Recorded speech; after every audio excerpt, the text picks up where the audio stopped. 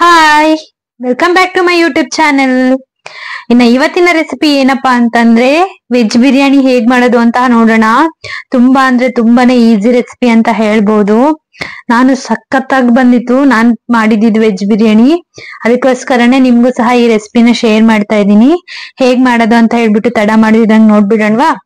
ಇನ್ನು ಇದಕ್ಕೆ ಬೇಕಾಗಿರುವಂತ ಪದಾರ್ಥಗಳು 3 ಟೊಮೊಟೊನ ತಗೊಂಡಿದೀನಿ, ಸ್ವಲ್ಪ ಕೊತ್ತಂಬರಿ ಸೊಪ್ಪು, 4 ಹಸಿಮೆಣಸಿನ್ಕಾಯಿ, ಮತ್ತೆ 2 ಈರುಳ್ಳಿನ ಉದ್ದುದ್ದಕ್ಕೆ ಹಚ್ಚಿಟ್ಕೊಂಡಿದೀನಿ. ಇನ್ನು ತರಕಾರಿಗಳು ನಾನು ಆಲೂಗಡ್ಡೆ, ಬೀನ್ಸ್ ಮತ್ತೆ ಕ್ಯಾರೆಟ್ ನ ತಗೊಂಡಿದೀನಿ. ನಿಮ್ ಹತ್ರ ಹೂಕೋಸಿದ್ರು ತಗೊಳ್ಳಿ, ಅದು ಕೂಡ ಹಾಕಿದ್ರೆ ನಿಮ್ಗೆ ಬೇಕಾಗಿರೋ ತರಕಾರಿ ಎಲ್ಲ ಸಹ ನೀವು ಆಡ್ ಮಾಡ್ಕೋಬಹುದು, ತುಂಬಾನೇ ಚೆನ್ನಾಗಿರುತ್ತೆ. ಇನ್ನು ಹೋಲ್ ಸ್ಪೈಸಸ್, ಬಿರಿಯಾನಿ ಸ್ಪೈಸಸ್ ನ ಕೂಡ ತಗೊಂಡಿದೀನಿ, ಏನೇನು ಅಂತ ನಿಮ್ಗೆ ತೋರಿಸ್ಕೊಟ್ಟಿದೀನಿ ನೋಡಿ. ಇನ್ನು ಶುಂಠಿ ಬೆಳ್ಳುಳ್ಳಿ ಪೇಸ್ಟ್ ನ ಸಹ ಸ್ವಲ್ಪ ತಗೊಂಡಿದೀನಿ, 1.5 ಸ್ಪೂನ್ ಅಷ್ಟು, ಅರ್ಧ ಕಪ್ ಮೊಸರು, ಮತ್ತೆ ಎಣ್ಣೆ, ರುಚಿಗೆ ತಕ್ಕಷ್ಟು ಉಪ್ಪನ್ನ ಸಹ ನಾವು ತಗೋಬೇಕಾಗುತ್ತೆ. ನಾನು ಇಲ್ಲಿ ಅಕ್ಕಿನ ತೋರಿಸ್ಕೊಟ್ಟಿಲ್ಲ ನಾನು ಎಷ್ಟು ತಗೊಂಡಿದ್ದೀನಿ ಅಂತ ಹೇಳಿ. ನಾನಿಲ್ಲಿ 2.5 ಗ್ಲಾಸ್ ಅಷ್ಟು ಅಕ್ಕಿನ ತಗೊಂಡಿದ್ದೀನಿ. 1 ಗ್ಲಾಸ್ ಅಕ್ಕಿಗೆ 2 ಗ್ಲಾಸ್ ನೀರ್ ತರ ಹಾಕೋಬೇಕಾಗುತ್ತೆ. ಇನ್ನು ಇದನ್ನ ಹೇಗ್ ಮಾಡೋದು ಅಂತ ಹೇಳ್ಬಿಟ್ಟು ಪ್ರಾಸೆಸ್ ತೋರಿಸ್ಕೊಡ್ತೀನಿ. ಒಂದು ಪಾತ್ರೆ ಇಟ್ಟು ನಾವು ಎತ್ತಿಟ್ಕೊಂಡಿದ್ವಲ್ಲ ಎಣ್ಣೆನ, ಅದನ್ನ ಆಡ್ ಮಾಡಿ ಬಿರಿಯಾನಿ ಸ್ಪೈಸಸ್ನೆಲ್ಲ ಎಣ್ಣೆಯಲ್ಲಿ ಚೆನ್ನಾಗಿ ಫ್ರೈ ಮಾಡ್ಕೋಬೇಕು. ಈ ಬಿರಿಯಾನಿ ಸ್ಪೈಸಸ್ ಎಲ್ಲ ಚೆನ್ನಾಗಿ ಫ್ರೈ ಆದ್ಮೇಲೆ ನಾವು ಹಚ್ಚಿಟ್ಕೊಂಡಿರೋಂತಹ ಹಸಿಮೆಣಸಿನ್ಕಾಯಿ ಮತ್ತೆ ಈರುಳ್ಳಿನ ಸಹ ಎಣ್ಣೆಯಲ್ಲಿ ಹಾಕಿ ಚೆನ್ನಾಗಿ ಫ್ರೈ ಮಾಡ್ಕೋಬೇಕು. ಈ ತರ ಫ್ರೈ ಮಾಡೋದ್ರಿಂದ ವೆಜ್ ಬಿರಿಯಾನಿಗೆ ಒಳ್ಳೆ ಫ್ಲೇವರ್ ಮತ್ತೆ ಒಳ್ಳೆ ಟೇಸ್ಟ್ ಬರುತ್ತೆ ಅಂತಾನೆ ಹೇಳ್ಬಹುದು. ಚೆನ್ನಾಗಿ ಫ್ರೈ ಮಾಡ್ಕೋಬೇಕು ಈರುಳ್ಳಿ ಮತ್ತೆ ಹಸಿಮೆಣಸಿನ್ಕಾಯಿನ. ಇದು ಫ್ರೈ ಆದ್ಮೇಲೆ 1.5 ಸ್ಪೂನ್ ಅಷ್ಟು ನಾವ್ ಎತ್ತಿಟ್ಟಿದೀವಲ್ಲ ಶುಂಠಿ ಬೆಳ್ಳುಳ್ಳಿ ಪೇಸ್ಟ್, ಅದನ್ನ ಸಹ ಆಡ್ ಮಾಡ್ಕೊಂಡು ಹಸಿ ವಾಸನೆ ಹೋಗೋವರೆಗೂ ಚೆನ್ನಾಗಿ ಫ್ರೈ ಮಾಡ್ಕೋಬೇಕಾಗುತ್ತೆ. ಅದನ್ನು ಸಹ ಹಸಿ ವಾಸನೆ ಹೋದ್ಮೇಲೆ ತರಕಾರಿ ಎಲ್ಲ ನಾವು ಹಚ್ಚಿಟ್ಕೊಂಡು ಚೆನ್ನಾಗಿ ವಾಶ್ ಮಾಡ್ಕೊಂಡು ಇಟ್ಕೋಬೇಕು ತರಕಾರಿನೆಲ್ಲ. ಅದನ್ನ ಕೂಡ ಸೇರಿಸ್ಕೊಂಡು ಚೆನ್ನಾಗಿ ಫ್ರೈ ಮಾಡ್ಕೋಬೇಕು. ಒಂದೊಳ್ಳೆ ಮಿಕ್ಸ್ ಕೊಟ್ಕೊಂಡು ಚೆನ್ನಾಗಿ ಫ್ರೈ ಮಾಡ್ಕೋಬೇಕು. ಈ ತರ ತರಕಾರಿನೆಲ್ಲ ಎಣ್ಣೆಯಲ್ಲಿ ಫ್ರೈ ಮಾಡೋದ್ರಿಂದ ಒಂದು 25% ತರಕಾರಿ ಎಣ್ಣೆಯಲ್ಲಿ ಫ್ರೈ ಮಾಡೋವಾಗ್ಲೇ ಕುಕ್ ಆಗ್ಬಿಡುತ್ತೆ, ಒಳ್ಳೆ ಟೇಸ್ಟ್ ಕೊಡುತ್ತೆ. ಅಂಡ್ ಬಿರಿಯಾನಿಗೆ ಇದೆ ಇಂಪಾರ್ಟೆಂಟ್ ಪ್ರಾಸೆಸ್ ಅಂತಾನೆ ಹೇಳ್ಬೋದು. ವೆಜ್ ಬಿರಿಯಾನಿಗೆ ತುಂಬಾ ಅಂದ್ರೆ ತುಂಬಾ ಚೆನ್ನಾಗಿರುತ್ತೆ. ಯಾರಾದ್ರೂ ಟ್ರೈ ಮಾಡಿಲ್ಲ ಅಂದ್ರೆ ಇವತ್ತೇ ಟ್ರೈ ಮಾಡಿ, ತುಂಬಾ ಅಂದ್ರೆ ತುಂಬಾ ಚೆನ್ನಾಗಿರುತ್ತೆ. ಈ ತರ ಎಲ್ಲ ಚೆನ್ನಾಗಿ ನೋಡಿ ನಾನು ಯಾವ ತರ ಮಿಕ್ಸ್ ಮಾಡ್ಕೋತಾ ಇದ್ದೀನಿ ಆ ತರ ಚೆನ್ನಾಗಿ ಫ್ರೈ ಮಾಡ್ಕೋಬೇಕು ಎಣ್ಣೆಯಲ್ಲಿ. ಟೊಮೊಟೊನ್ ಸಹ ಆಡ್ ಮಾಡ್ಕೊಂಡು ಅದನ್ನು ಸಹ ಎಣ್ಣೆಯಲ್ಲಿ ಫ್ರೈ ಮಾಡ್ಕೋಬೇಕಾಗುತ್ತೆ. ಟೊಮೊಟೊ ಹಾಕಿದ್ಮೇಲೆ 1.5 ಸ್ಪೂನ್ ಅಷ್ಟು ಕಲ್ಲುಪ್ಪನ ಆಡ್ ಮಾಡ್ಕೊಂಡಿದ್ದೀನಿ ನಾನು. ನಿಮ್ಗೆ ರುಚಿಗೆ ಎಷ್ಟು ಬೇಕೋ ಅಷ್ಟು ನೀವು ಸಹ ಆಡ್ ಮಾಡ್ಕೊಳ್ಳಿ. ಇದನ್ನೆಲ್ಲ ಹಾಕಿ ಚೆನ್ನಾಗಿ ಒಂದ್ಸರಿ ಮಿಕ್ಸ್ ಮಾಡ್ಕೊಂಡು ಮುಚ್ಚಳ ಹಾಕಿ ಒಂದು 5 ಮಿನಿಟ್ಸ್ ಕುಕ್ ಮಾಡ್ಕೋಬೇಕಾಗತ್ತೆ. ಈ ತರ ಕುಕ್ ಮಾಡೋದ್ರಿಂದ ತರಕಾರಿ ಬೇಗ ಬೆಂದೋಗ್ಬಿಡುತ್ತೆ. ನೋಡಿ ಎಷ್ಟು ಚೆನ್ನಾಗಿ ಕುದೀತಿದೆ ಅಂತ ಹೇಳ್ಬಿಟ್ಟು, ನೋಡಕ್ಕೆ ತುಂಬಾ ಚೆನ್ನಾಗಿದೆ. ಈ ತರ ಮುಚ್ಚಳ ಮುಚ್ಚಿ ಬೇಯಿಸ್ಕೊಂಡಿದ್ದಾದ್ಮೇಲೆ ಮುಚ್ಚಳ ಓಪನ್ ಮಾಡಿ ಒಂದು ಮಿಕ್ಸ್ ಕೊಟ್ಕೊಂಡು ಇನ್ನ ಮಸಾಲೆ ಪೌಡರ್ಸ್ ಸಹ ಆಡ್ ಮಾಡ್ಕೋಬೇಕಾಗುತ್ತೆ.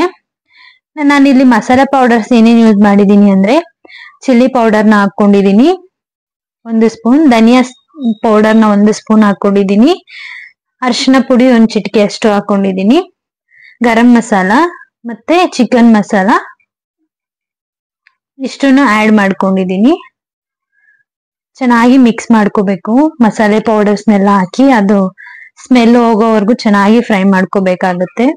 ಇದೆಲ್ಲ ಮಿಕ್ಸ್ ಮಾಡಿದಾದ್ಮೇಲೆ ಮೊಸರನ್ನ ಸಹ ನಾವು ಎತ್ತಿಟ್ಟಿದ್ವಲ್ಲ ಆ ಮೊಸರನ್ನ ಸಹ ಆಡ್ ಮಾಡ್ಕೊಂಡು ಒಂದೊಳ್ಳೆ ಮಿಕ್ಸ್ ಕೊಟ್ಕೊಂಡು ಚೆನ್ನಾಗಿ ಕುದಿಸ್ಕೊಂಡು, ತರಕಾರಿಗೆಲ್ಲ ಈ ಸ್ಪೈಸಸ್ ಎಲ್ಲ ಹತ್ಬೇಕು, ಅಂದ್ರೆ ಉಪ್ಪು ಖಾರ ಎಲ್ಲ ಚೆನ್ನಾಗಿ ಹತ್ಬೇಕು. ಅದಕ್ಕಾಗಿ ಮುಚ್ಚಳ ಕ್ಲೋಸ್ ಮಾಡ್ಕೊಂಡು ಒಂದ್ ಸ್ವಲ್ಪ ಹೊತ್ತು ಬೇಯಿಸ್ಕೊಂಡು ಎಣ್ಣೆ ಎಲ್ಲ ಬಿಡೋವರೆಗೂ. ಎಣ್ಣೆ ಬಿಟ್ಟಿದೆಯಲ್ಲ ಅವಾಗ ಕೊತ್ತಂಬರಿ ಸೊಪ್ಪನ್ನ ಸಹ ಆಡ್ ಮಾಡ್ಕೊಂಡು ಒಂದೊಳ್ಳೆ ಮಿಕ್ಸ್ ಮಾಡ್ಕೊಳ್ಳಿ. ನೋಡಿ ಎಷ್ಟು ಚೆನ್ನಾಗಿ ಕಾಣ್ತಿದೆ ಅಂತ, ನೋಡ್ತಿದ್ರೇನೆ ಬಾಯಲ್ಲಿ ನೀರ್ ಬರ್ತಿದೆ, ಅಷ್ಟು ಚೆನ್ನಾಗಿತ್ತು ಟೇಸ್ಟ್ ಸಹ. ನೋಡಿ ಈ ಗ್ಲಾಸ್ ಅಲ್ಲಿ ನಾನು 2.5 ಗ್ಲಾಸ್ ಅಷ್ಟು ಅಕ್ಕಿ ತಗೊಂಡಿದ್ದೀನಿ, ಅದಕ್ಕೆ ನಾನು 5 ಗ್ಲಾಸ್ ವಾಟರ್ನ ಸೇರಿಸ್ಕೋತಾ ಇದ್ದೀನಿ. ಸೇರಿಸ್ಕೊಂಡು ಚೆನ್ನಾಗಿ ನೀರ್ ಕುದಿಯೋವರೆಗೂ ವೆಯ್ಟ್ ಮಾಡ್ಬೇಕಾಗುತ್ತೆ. ಒಂದು 10 ಮಿನಿಟ್ಸ್ ಇಳಿಬಹುದು ನೀರ್ ಕುದಿಯಕ್ಕೆ. ನೀರ್ ಕುದ್ದಾದ್ಮೇಲೆ ತೊಳೆದಿಟ್ಕೊಂಡಿರುವಂತ 2.5 ಗ್ಲಾಸ್ ಅಷ್ಟು ಅಕ್ಕಿನ ಸೇರಿಸ್ಕೊಂಡು ಚೆನ್ನಾಗಿ ಮಿಕ್ಸ್ ಮಾಡ್ಕೊಂಡು ಒಂದು 15 ಮಿನಿಟ್ಸ್ ಕುಕ್ ಮಾಡ್ಬೇಕಾಗುತ್ತೆ, ಅಕ್ಕಿ ಎಲ್ಲ ಚೆನ್ನಾಗಿ ಬೆಂದೋಗಕ್ಕೆ.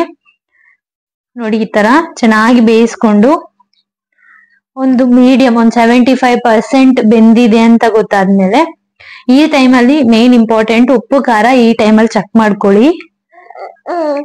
ನಿಂಬೆ ಹಣ್ಣಿದ್ರೆ ನಿಂಬೆ ಹಣ್ಣು ಸಹ ಸೇರಿಸ್ಕೊಳ್ಳಿ. ನನ್ನ ಹತ್ರ ನಿಂಬೆ ಹಣ್ಣು ಇರ್ಲಿಲ್ಲ, ಹಾಗಾಗಿ ನಾನು ಮೊಸರನ್ನ ಸೇರಿಸಿರೋದ್ರಿಂದ ನಿಂಬೆ ಹಣ್ಣು ಆಪ್ಷನಲ್ ಮಾಡಿದೀನಿ.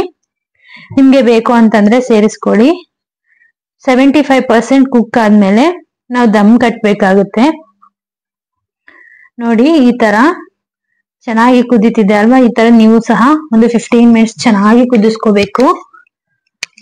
ಈ ಅದಕ್ಕೆ ಬಂದ್ಮೇಲೆ ಈ ರೇಂಜಿಗೆ ಬಂದ್ಮೇಲೆ ಚೆನ್ನಾಗಿ ಮುಚ್ಚಳ ಕ್ಲೋಸ್ ಮಾಡ್ಬಿಟ್ಟು ವೇಟ್ ಏನಾದ್ರು ಅದ್ರ ಮೇಲೆ ಇಟ್ಟು ಒಂದು 5 ಮಿನಿಟ್ಸ್ ಸಿಮ್ ಅಲ್ಲಿ ಇಟ್ಬಿಟ್ರೆ ಟೇಸ್ಟ್ ಆಗಿರುವಂತಹ ವೆಜ್ ಬಿರಿಯಾನಿ ರೆಡಿ ಆಗ್ಬಿಡುತ್ತೆ.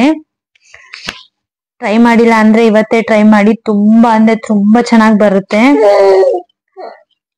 ನೋಡಿದಿರಲ್ಲ ಎಷ್ಟು ಚೆನ್ನಾಗಿದೆ ಅಂತ, ಕಲರ್ಫುಲ್ ಆಗಿ. ನಾನು ಏನು ಕಲರ್ ಸಹ ಏನು ಸೇರಿಸಿಲ್ಲ, ತುಂಬಾ ಚೆನ್ನಾಗಿರುತ್ತೆ. ಇದನ್ನ ಮೊಸರು ಜೊತೆ ಕಾಂಬಿನೇಷನ್ ಮಾಡಿ ಇಟ್ಕೊಂಡ್ರೆ ಸೂಪರ್ ಅಂದ್ರೆ ಸೂಪರ್ ಆಗಿರುತ್ತೆ. ಈ ತರ ನೋಡಿ 5 ಮಿನಿಟ್ಸ್ ಸಿಮ್ ಅಲ್ಲಿ ಇಟ್ಕೊಂಡು ಕುಕ್ ಮಾಡ್ಬಿಟ್ರೆ, ನಾನು ದಮ್ ಕಟ್ಟಕ್ ಮುಂಚೆ ಕೊತ್ತಂಬರಿ ಸೊಪ್ಪನ್ನ ಸಹ ಮೇಲೆ ಚೆಲ್ಕೊಂತಾ ಇದ್ದೀನಿ ಫ್ಲೇವರ್ಗೋಸ್ಕರ. ಕೊತ್ತಂಬರಿ ಸೊಪ್ಪು ಹಾಕೊಂಡು ಮುಚ್ಚಳ ಮುಚ್ಚಿ ಒಂದು ವೇಟ್ ಏನಾದ್ರು ಇಟ್ಬಿಟ್ಟು ನಾನು ಒಂದು ಪಾತ್ರೆಯಲ್ಲಿ ನೀರ್ ತುಂಬಿಸ್ಬಿಟ್ಟು ಅದನ್ನ ವೇಟ್ ಆಗಿ ಇಕ್ತಾ ಇದ್ದೀನಿ. ಈ ತರ ವೇಟ್ ಇಕ್ಬಿಟ್ಟು ಒಂದು 5 ಮಿನಿಟ್ಸ್ ಸಿಮ್ಮಲ್ಲಿ ಇಟ್ಕೊಂಡು ಕುಕ್ ಮಾಡ್ಕೊಂಡ್ಬಿಟ್ರೆ ಸೂಪರ್ ಡೂಪರ್ ಆಗಿರೋಂತಹ ವೆಜ್ ಬಿರಿಯಾನಿ ರೆಡಿ ಆಗ್ಬಿಡುತ್ತೆ. ಇನ್ನು ಯಾರೆಲ್ಲ ಈ ಬಿರಿಯಾನಿ ರೆಸಿಪಿನ ಟ್ರೈ ಮಾಡಿಲ್ಲ ಅಂತಂದ್ರೆ ಟ್ರೈ ಮಾಡಿ, ಹೇಗಿತ್ತು ಅಂತ ಹೇಳ್ಬಿಟ್ಟು ಕಮೆಂಟ್ ಮಾಡಿ.